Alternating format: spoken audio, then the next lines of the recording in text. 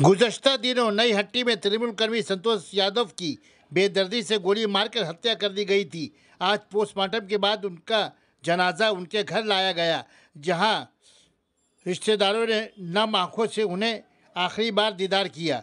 फिर तृणमूल ऑफिस ले जाई गई, जहां हजारों की तादाद में सगवान ने उन्हें अलविदा कहा।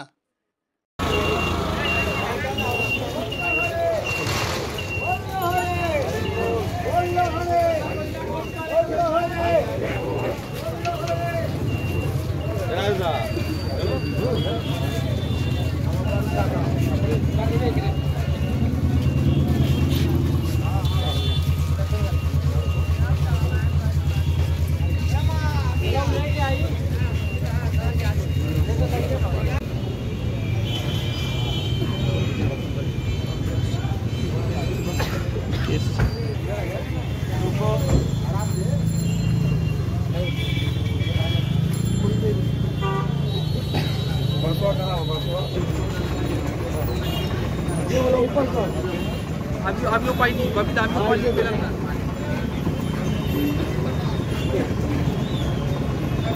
चल दे कहीं उतरा दे आराम से